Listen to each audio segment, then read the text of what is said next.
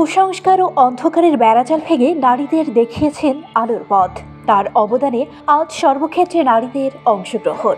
তিনি হলেন রংপুরের মিঠাপুকুর উপজেলার পায়রাবন্দের কৃতি সন্তান, নারী জাগরণের অগ্রদূত বেগম রোকেয়া সাখাওয়াত হোসেন। এখনও তার বসতভিটা পড়ে আছে অযত্ন অবহেলায়। নামমাত্র স্মৃতিকেন্দ্র নির্মাণ করা হলেও নেই কোনো কার্যক্রম। নারীদের স্বাবলম্বীর পথ হিসেবে প্রশিক্ষণও রয়েছে বন্ধ। প্রশিক্ষণ এবং লেখাপড়ায় পিছিয়ে থাকায় এই নারী জাগরণের উৎপত্তি স্থলেই এখনো দূর হয়নি বৈষম্য ও বাল্যবিবাহ। 10 শয্যার একটি হাসপাতাল নির্মাণ করা হলেও এখনো নিয়োগ দেওয়া হয়নি কোনো ডাক্তার। এতে করে মহিষীর এলাকার মানুষ এখনো সেবা বঞ্চিত। এমনকি তার বসতভিটের শেষ চিহ্নটুকু নিশ্চিহ্ন হওয়ার ঝুঁকিতে রয়েছে। দূর দূরান্ত থেকে মহিষী বেগম রোকেয়ার স্মৃতি নিদর্শন দেখতে দর্শনার্থীরাও হতাশ হচ্ছেন। বললাম যে এটা একটা বিশাল বাড়ি হবে, বড় তাকের, বা এখানে বড় ধরনের পার্ক থাকবে, বিশাল একটা গেট থাকবে, কিন্তু এরকম সেরকম কিছুই না, একদম নিম্ন আকারের। অনেক নারীদের দেখা যাচ্ছে অল্প বয়সে বিয়ে হয়ে যাচ্ছে, বাল্যবিবাহ যাকে বলে, বিবাহ হয়ে যাচ্ছে, কোনো পড়ালেখা করতে পারছে না। আবার এখানে অনেকেই ঘুরতে আসে, এসে তেমন কিছুই দেখে না। এখানে একটা প্রশিক্ষণ কেন্দ্র প্রয়োজন, এখানে তেমন কিছুই নাই ধরতে গেলে।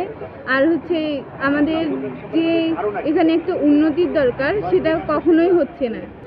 শুধুমাত্র মাথা উঁচু করে দাঁড়িয়ে আছে বেগম রোকেয়ার ভাস্কর্যটি। দীর্ঘ 24 বছরেও স্মৃতিকেন্দ্রে রাখা হয়নি বেগম রোকেয়ার কোনো স্মৃতি স্মারক কিংবা জাদুঘর। অডিটোরিয়াম, চিত্রাঙ্কন, প্রশিক্ষণ কেন্দ্রে ঝুলছে তালা। গোটা দেশের রোকেয়া অনুরাগী মানুষের দাবির প্রেক্ষিতে বেগম রোকেয়া স্মৃতিকেন্দ্র প্রতিষ্ঠা হলো এবং তা পরিচালনার দায়িত্ব দেওয়া হলো এদেশের শিক্ষা সংস্কৃতির অভিভাবক প্রতিষ্ঠান বাংলা একাডেমি।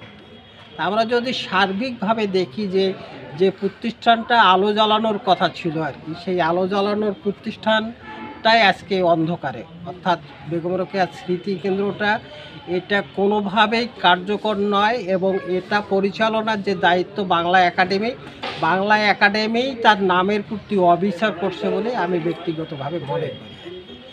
অপরদিকে যদি আমরা দেখি যে তার বাস্তবিকটাই যে এখনও যে ধ্বংসাবশেষগুলো আছে, এটা সংরক্ষণের জন্য প্রত্নতত্ত্ব অধিদপ্তর সাইনবোর্ড দেওয়া ছাড়া তারা 1 টাকা এখানে খরচ করে নাই। এটা যে কোনো যদি 8 মাত্রার স্কেলে বা 7 মাত্রা স্কেলের একটা ভূমিকম্প হয়, তাহলে যে চিহ্নটুকু আছে এটাও কিন্তু বিলীন হয়ে যাবে বলে আমরা মনে করি আর কি। এটাও জরুরি সংস্কার করা দরকার।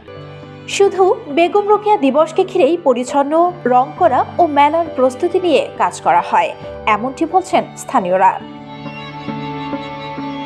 জানা গেছে রোকেয়ার বাবা জহিরুদ্দিন মোহাম্মদ আবু আলী হায়দার সাবের ছিলেন তার বংশের শেষ জমিদার। পায়রাবন্দের এই জমিদার বংশে 1880 সালে রোকেয়ার জন্ম। 1909 সালে সাখাওয়াত মেমোরিয়াল গার্লস স্কুল প্রতিষ্ঠা করেন তিনি। এভাবে সমাজ সংস্কার ও নারী জাগরণের অগ্রদূত হয়েছেন মহিষী বেগম রোকেয়া। 1932 সালে কলকাতায় মারা যান এই মহিষী নারী। রোকেয়ার জন্ম ও মৃত্যু একই দিনে 9 ডিসেম্বর হওয়ায় দিবসটি রাষ্ট্রীয়ভাবে বেগম রোকেয়া দিবস হিসেবে পালন করা হয়। বর্ণালী জামান, বার্তা 24, রংপুর।